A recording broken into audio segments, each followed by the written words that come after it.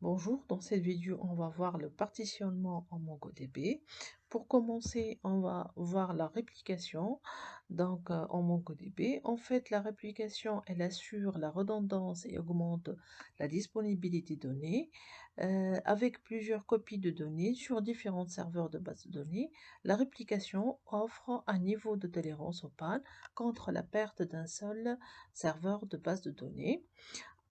Avec MongoDB, on a la notion de réplication, la notion de réplica set qui représente un groupe d'instances MongoDB qui conserve le même jeu de données. Un réplica set contient plusieurs nœuds porteurs de données et éventuellement un nœud arbitre qui est optionnel. Parmi les nœuds porteurs de données, il y a un et un seul membre qui est considéré comme étant le nœud principal ou bien le primary, tandis que les autres nœuds sont considérés comme des nœuds secondaires. Si on peut voir l'architecture d'un réplica set en MongoDB, donc un réplica set composé, comme j'ai déjà dit auparavant, d'un primary avec plusieurs secondary. Pour le primary, on peut lire et écrire ce primary qui représente l'interface avec l'application client. Et pour les réplicas, donc les réplicas, ils conservent une copie des données de cette instance-là. La réplication, généralement, c'est une réplication asynchrone. Donc, pour le moment, on va voir l'architecture de partitionnement. Sharding en MongoDB. C'est quoi le sharding? C'est une méthode de distribution de données sur plusieurs machines. MongoDB utilise le partitionnement pour prendre en charge les déploiements avec des très grands ensembles de données et des opérations à haut débit. Donc, dans le cas où on va utiliser des très grands ensembles de données ou bien on a un traitement de haut débit, on a la possibilité d'utiliser une méthode de sharding ou bien de partitionnement. Alors, l'architecture en MongoDB, généralement, elle est composée de trois composants qui sont le routeur Mongoose, le serveur de configuration et bien sûr les shards. Pour le serveur de configuration, il peut être inclus dans un réplica set, il doit être inclus dans un réplica set et les shards peuvent être inclus dans des réplica sets. Alors, si je vais définir les composants d'un cluster partitionné en MongoDB, on aura trois composants. Les shards, donc éventuellement ce sont les partitions. Ils contiennent un sous-ensemble de données partitionnées et peut être déployé comme un réplica set. Donc bien sûr, le but de partitionnement, c'est d'avoir des partitions. Donc ces partitions, ils conservent un certain ensemble de données. Alors, le Mongoose, il s'agit d'un routeur de requêtes. Il fournit une interface entre les applications clients et le cluster partitionné. Donc, le Mongoose, en fait, c'est notre routeur qui représente une interface entre l'application et le cluster partitionné ou bien sûr qui représente la base. Le serveur de configuration, on peut avoir plus qu'un serveur. Il stocke des métadonnées et les paramètres de configuration hein, de ce cluster qui est partitionné. Depuis MongoDB 3.4, les serveurs de configuration doivent être déployés en un réplica set. Alors, on aura besoin encore d'une clé de partition. Bien sûr, pour partitionner, il faut avoir une clé de partitionnement. Une clé, elle est utilisée pour distribuer les collections de données en des partitions. Une clé de partition est composée d'un champ qui existe dans les documents de la collection. On fait le choix de la clé lors du partitionnement. Une collection partitionnée possède une seule clé. Donc en fait, pour partitionner, il faut faire un choix. Il faut faire le choix de la clé de partition qui nous permet d'avoir des partitions euh, assez... suivant les champs de notre document, des documents de la collection, et bien sûr une clé, elle représente généralement un attribut ou elle a un champ d'un document. Euh, pour chaque collection, on a une seule clé. Alors, les chunks, dans les shared, on peut avoir des chunks. En fait, MongoDB divise des données partitionnées en des chunks. MongoDB divise chunk chaque fois qu'il augmente de taille, lorsqu'il dépasse la taille fixée lors de la configuration, qui est par défaut 64 mégabits, donc on aura un nouveau chunk. MongoDB migre les chunks entre partitions lorsqu'une partition possède assez de chunks. Alors on va voir cet exemple. Donc dans cet exemple, on a une collection employée dans une base de données MongoDB. Donc dans cette collection, on a différents documents qui possèdent deux champs, l'employé ID et le name. Notre clé de partitionnement là, c'est l'employé ID. En fait, cette clé, donc ce champ, il va subir une fonction de hachage représente le modulo 4, c'est-à-dire que on va regrouper dans les shells ou bien dans les chunks tous les documents qui possèdent qui ont un employé ID qui possède le même modulo au reste de la division par 4. Donc, comme vous voyez cet exemple-là, donc par exemple G21, ok, donc l'employé qui possède un employé ID. En principe, si je vais calculer le modulo 4, je vais trouver 1. Donc, donc on va regrouper le 21, 25 et 29 dans le même, chunk, puisque toutes les trois, en principe, ils ont un reste de la division par 4, 1. Bien sûr, de même pour le 22, j'aurai donc 22, 26 et 30.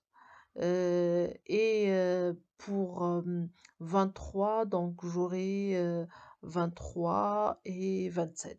Ok, donc, comme vous voyez déjà, on a divisé cette collection en deux shared, shared 0, shared 1, et pour chacune des shared, on a créé deux chunks, ok, donc chunk pour l'employé dit module 4 égale à 0, et deuxième chunk pour le modulo 4 de l'employé ID égale à 1, et ainsi de suite. Alors, pour avoir cette solution, on a conçu cette architecture. En fait, cette architecture, elle est composée du routeur de requête. Ce routeur, il est donc dans le port 2007. Puis, donc, on va créer un serveur de configuration. Donc, comme j'ai déjà mentionné, que le serveur de configuration, il doit être inclus dans un réplica set. Donc, on doit y avoir au moins deux réplicas. Donc là, on a réplica 1, réplica 2. Et en fait, je vais partitionner ces données, ou bien ces données, ou plutôt cette collection, en deux shared, shared 0 et shared 1. Et pour chacune des shared, donc chacune des shared, j'ai des réplicas, réplica 1 et réplica 2, avec des ports qui sont différents. Bien sûr, le routeur représente l'interface, donc l'interface avec notre application qui représente la base de données contenant cette collection. Donc je vais passer à la partie pratique. Donc si je vais passer à la partie pratique, tout d'abord, donc je vais créer le serveur de configuration avec son réplica set. Alors le serveur de réplication avec réplica set, on a nommé un réplica set rtest dans laquelle on aura les trois réplicas. Bien sûr, le premier port, le premier réplica, ça sera le réplica primary. Pour cela, on va créer trois dossiers. Donc, les trois dossiers sous data sous C. En fait, 3 dossiers, donc dossier TS1,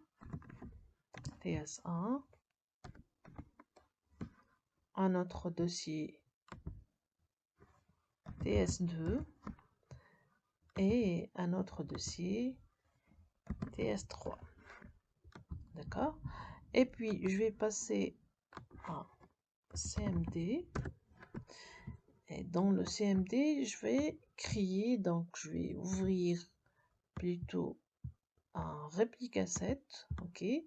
Donc, le réplicassette. Alors, en fait, je vais mettre mon godet. Donc, vous connaissez déjà mon godet. C'est pour donc la connexion à notre serveur. Moins config SVR, donc moins config SVR pour dire que ce port-là, c'est un serveur de configuration. Et moins réplicassette, donc il appartient à REPL7, c'est le nom du réplicassette RSTest, moins port, donc notre port, et bien sûr l'emplacement dans notre disque. Donc ça c'est le premier réplica.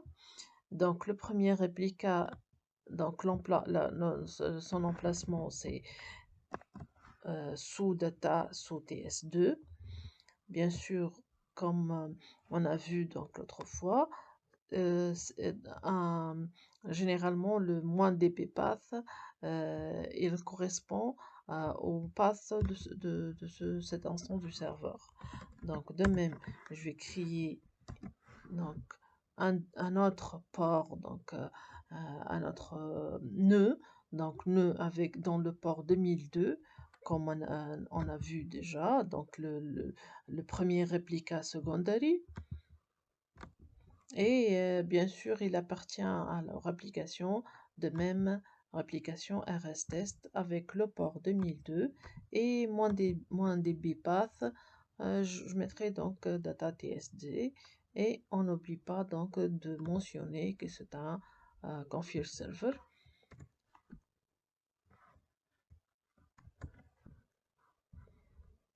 Et enfin, donc de même, je vais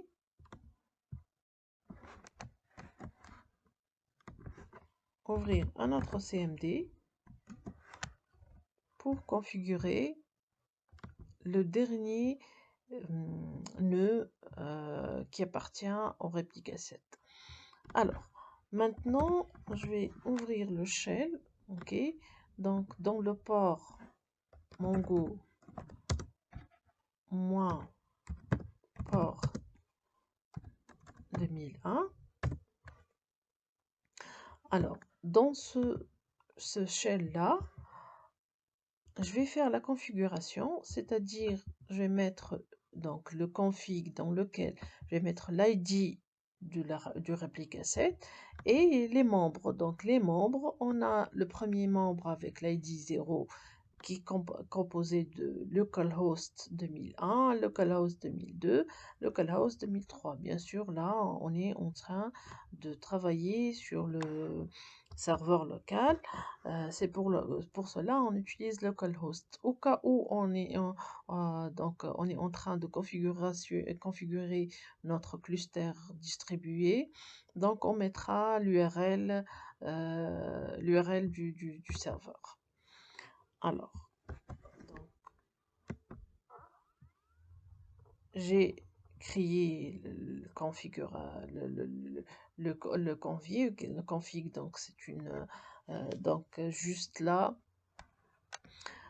on a énoncé le config et je vais initialiser ce config. Donc initialiser le config, c'est rs.initiate et je mettrai ma variable de configuration. Donc OK égale 1, en principe on n'a pas de problème de configuration. Bon,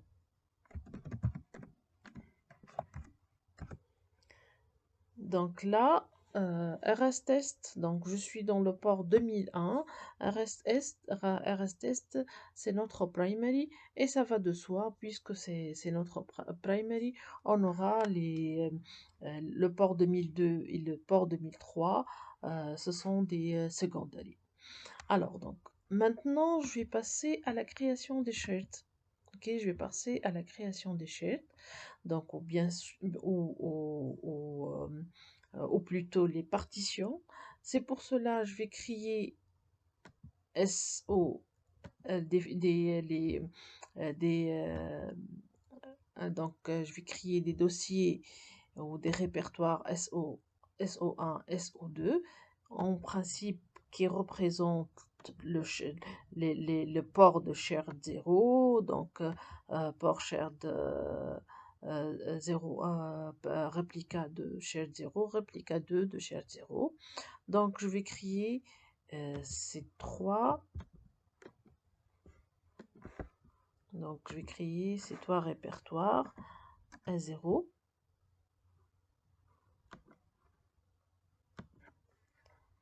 S01 et enfin S02. Bien sûr là, donc je répète que mes shared, donc j'ai choisi de les mettre dans un réplica set que dans un réplica set pour faire la configuration. Alors, de même, donc je vais ouvrir ma console. Donc, dans le cas des réplica sets, dans le cas du sharding, des shards, des partitionnements, alors je vais mettre MongoD moins shared SVR, donc c'est-à-dire que là je suis en train de créer un shared moins réplica set SH1, donc puisque j'ai choisi de les mettre dans un réplica set pour avoir des réplica set, moins port 2005, et bien sûr le path c'est data S0. De même pour le deuxième que représente généralement le secondary, donc le port 2005 qui existe dans data S01 et le port 2005.2 qui existe à S2. Donc là, on a une autre architecture de réplication. Donc, je vais créer le premier port. Donc, deuxième port, donc S01 et le port 2005A. Donc, pour le réplica set, c'est le même réplica set.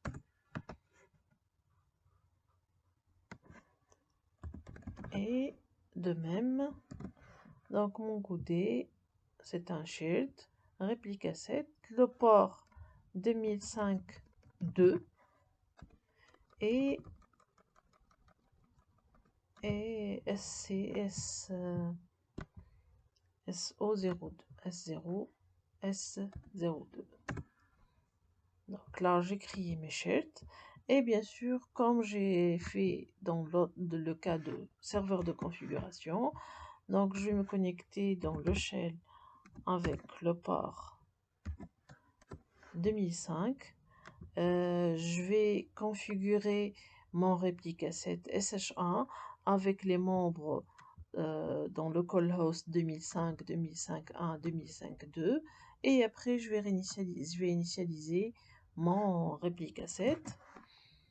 Donc j'ai initialisé, donc comme vous voyez, donc les membres, il existe dans ID 0, donc localhost 2005, ID localhost 2005.1, 2005.2, et après je vais mettre rs.initiate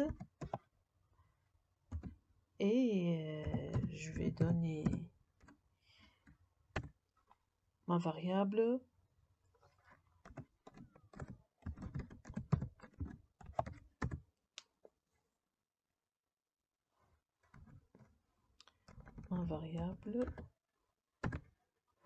donc ma variable config. D'accord? Alors, donc je suis dans le port 2005. Donc comme vous voyez, c'est un primary. Ok, donc là c'est le premier shared. Donc là j'ai configuré mon premier shared. Ce premier shared, il existe dans le port 2005 avec deux réplicas 2005.1 et 2005.2. De même, donc je vais faire la même chose avec le deuxième shared, celui-là, donc shared 1, dans lequel je vais l'inclure dans un replica set où il y a deux autres réplicas qui sont représentés dans le port 2006.1, 2006.2. Alors, de même, donc, comme j'ai fait avec le premier shared, j'aurai la même chose. Donc, je vais créer mes nœuds. Ok, donc de la même façon, mon GoD, moi shared server pour dire que c'est un shared, moi replicet sh2, donc j'ai là donc l'autre pour la réplication du premier shared, j'ai appelé mon réplica sh1. Maintenant c'est sh2, mon port 2006 et le path data s1. Ah, bon, j'ai oublié de mentionner qu'on doit créer 3 conteneurs, donc S1, S11 et S12. Ok, donc ça c'est le path des différentes instances de mon serveur. Ok, donc ça c'est le premier. Le deuxième, ce sont les réplicas, ok, les secondary. De même, on va faire la même chose. Donc, mon shared le réplica sur CH2, le port 2006.1 et le path dans le répertoire S11. Et enfin, je vais créer le dernier réplica.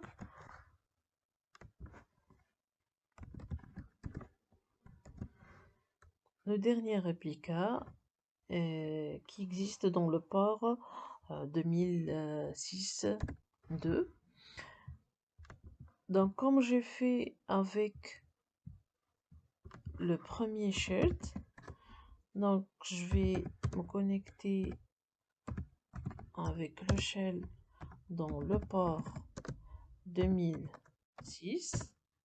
Ok, et après donc je vais créer ma config. Donc je vais créer ma config. Donc si je revois ma config, donc la config de même, donc l'id, le nom du réplica set c'est h2 et mes membres sont id0, id1, id3 qui se trouvent sur le localhost port 2006, 2006.1, 2006.2. Donc là, donc j'ai énoncé ma config et je vais initialiser mon réplica set, initiate, donc, config. En principe, il a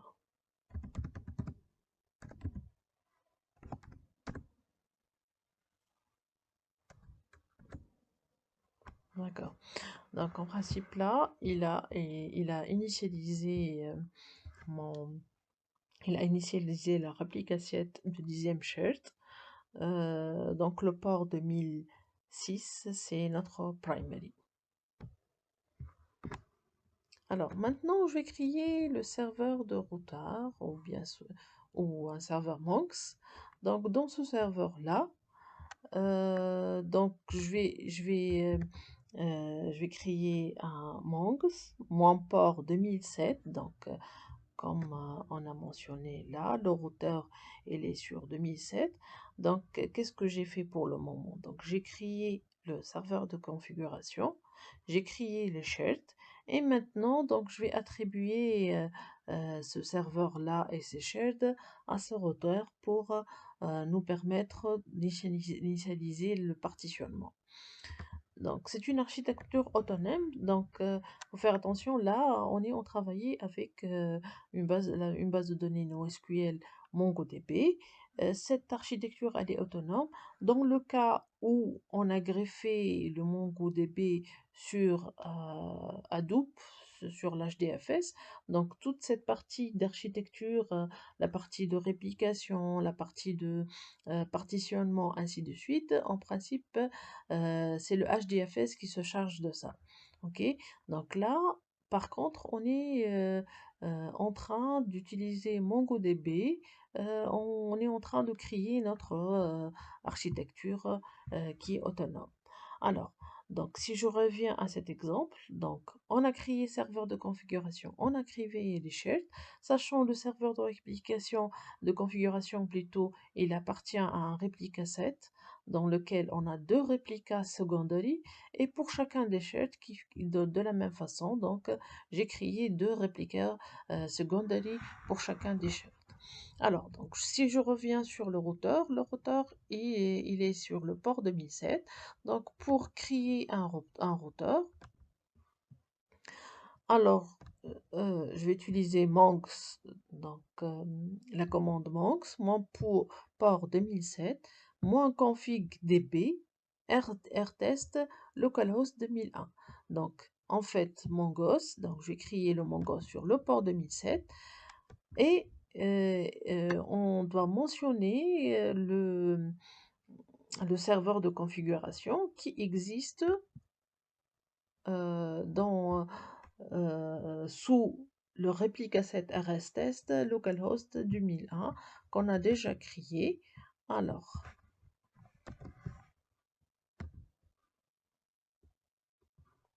donc je vais aller à cmd,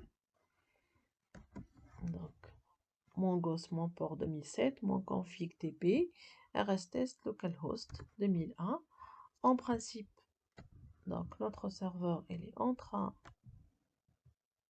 de se manifester. Alors je vais plutôt ouvrir le shell sur le port 2007. Donc comme vous voyez, donc là dans le port, on a mentionné mongoose. Maintenant, on va essayer d'ajouter les shells, donc les deux shells. En fait, pour ajouter un shell, je vais mettre sh.add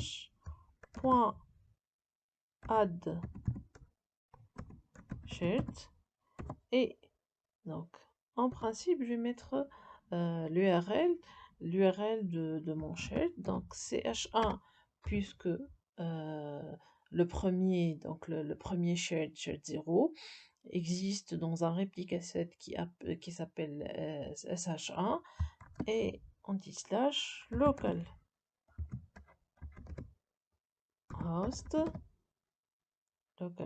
deux points, je mettrai le numéro de port qui est 2005. Bien sûr, on n'oublie pas de mettre les parenthèses. Ok, donc il a ajouté, donc shared added sh1. Ok, ok égale à 1, donc ce sont des juste pour le time du cluster, ainsi de suite. Alors, comme j'ai ajouté 2005, je vais ajouter de même le shared 2006, sachant que le shared 2006, il existe dans le réplica set sh2. Donc c'est pour cela j'ai mis sh2 avant le localhost.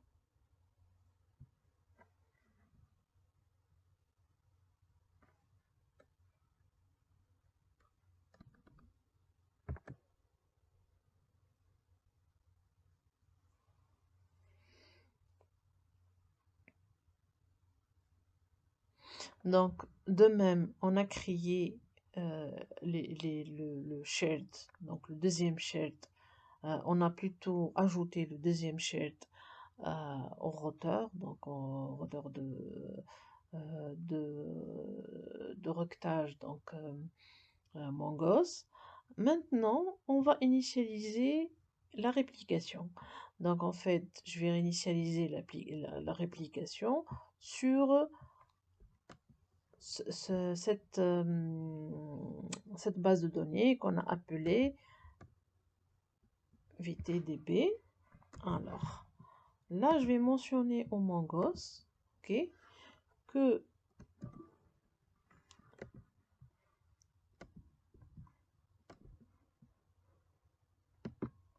donc je vais mentionner au Mongoose que donc je vais commencer le shading, d'accord? Donc maintenant je vais commencer le shading, bien sûr le shading sur la base de données qu'on a appelée, donc la base de données MongoDB qu'on a appelée VIT-DB. Et bien sûr, de même, je vais choisir la collection. Donc, je vais choisir la collection qui appartient à employé, donc collection employé. Et je vais choisir le clé, donc le clé employé ID. Donc, c'est pour cela que... je vais mettre shared collection. Ok, donc shared collection. Et bien sûr, shared collection. Donc, pour indiquer que on va faire le partitionnement de cette collection, on va mettre le nom de la collection avec la clé, d'accord? Alors maintenant, je vais voir est-ce que j'ai créé donc cette base, donc je vais créer cette base, ok, donc cette base elle existe et je vais switcher donc à cette base là, ok, donc je vais switcher sur cette base. Donc non, c'est pas CVT DB. Donc VLT DB. Et après, donc je vais essayer de ajouter des documents, ok, donc avec un for, donc je vais ajouter des 10 000 documents avec des employés ID égale à I et le nom, un nom quelconque, plutôt le type quelconque. Donc,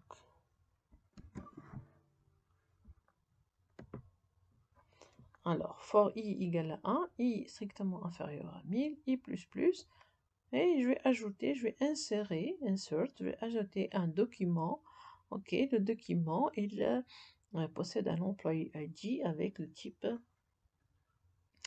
par défaut full-time. Bien sûr, ça va prendre un peu de temps, puisque on va créer 10 000 documents.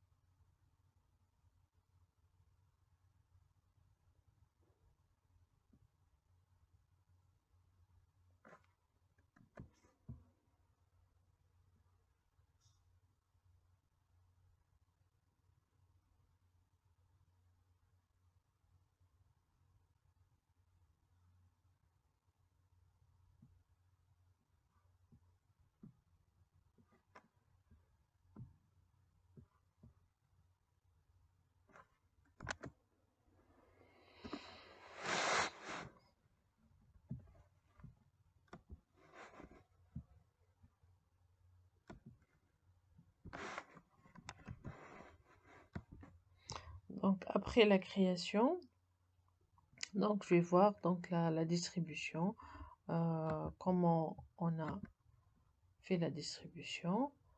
Donc jusque là, la distribution. Ok, donc enfin on a inséré donc c'est l'insertion, elle est faite. OK.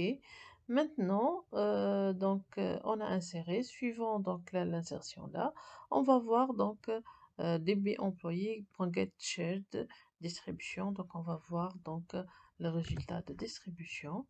Donc comme vous voyez, donc on a mentionné la distribution. Donc la distribution sur localhost 2006, 2006, 2001, 2006.1. Alors dans le premier localhost, dans le premier CH1, on a on a créé deux chunks. OK, donc deux chunks avec 4992